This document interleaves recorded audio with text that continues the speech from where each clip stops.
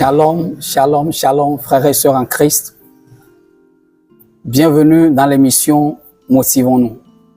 Aujourd'hui, nous allons parler d'un homme dans la Bible, un homme très courageux, très fort, un homme qui a cru en Jésus malgré qu'il traversait une épreuve très difficile, très compliquée, une épreuve qui a été une preuve de la foi de sa vie, mais dans la patience et dans la foi en Christ, cet homme s'en est sorti victorieux.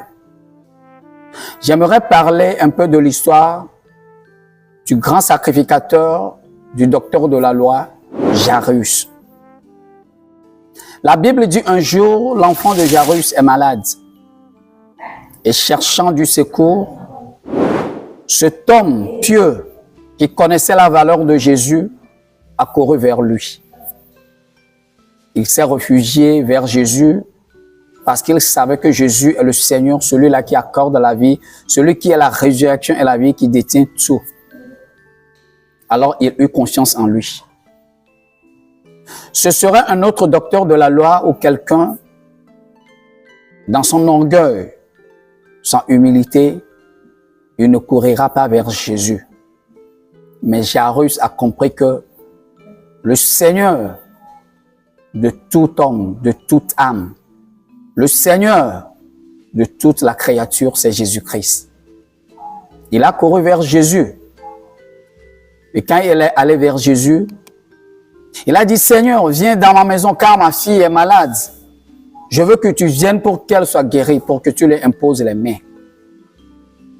La Bible dit, au moment où il parlait à Jésus, il y avait une situation qui était créée et Jésus est en train de regarder d'abord cette situation pour la régler et puis après retourner vers Jairus et se confier à Jairus.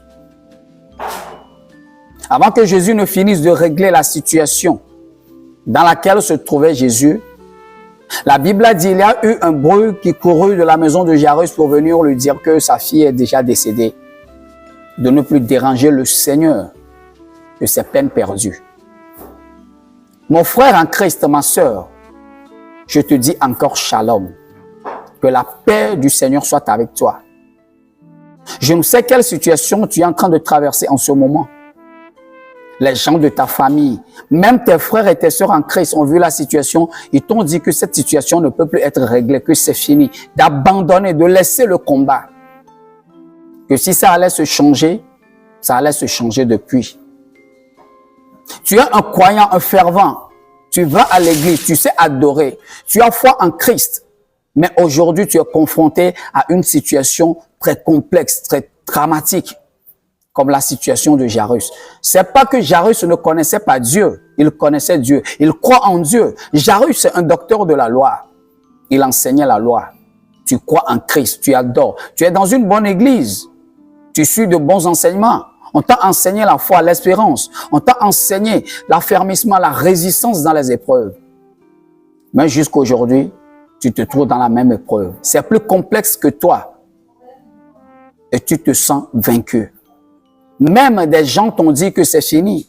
Tes connaissances l'ont dit. Les gens de ta famille l'ont dit. Les gens de ta famille chrétienne, c'est-à-dire ceux parmi lesquels tu te trouves en Christ, vous adorez ensemble, vous allez dans la même église, ils t'ont dit que c'est peine perdue pour ton problème. Que tout est déjà mort. Laisse la prière, laisse le jeûne, laisse d'aller à la retraite, laisse de croire que ça va changer. Mais écoute-moi, Jésus a dit à Jairus, crois-moi et allons-y.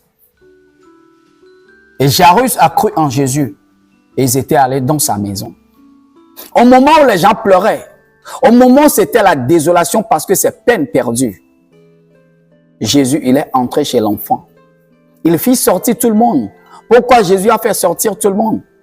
Mais à la tombe de Lazare, il n'a fait partir personne. Mais dans la maison de Jairus, il fit sortir tout le monde. Il ne restait que Jairus et sa femme à côté de l'enfant. Allons-nous comprendre là? Cela veut dire qu'il y a des secrets que tu ne dois pas partager avec des gens dont le problème que tu te trouves.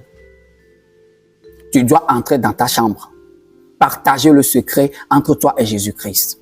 Dans la foi, dans l'espérance, dans l'affermissement, en croyant que le Seigneur Jésus-Christ a le dernier mot. Au moment où tout le monde pensait que l'enfant est décédé et que c'est fini, il n'y a plus rien à faire, il ne faut que le laver et aller l'enterrer. Jésus a dit tout simplement, elle dort. Tout le monde était étonné. Nous sommes des adultes, nous sommes des vieillards.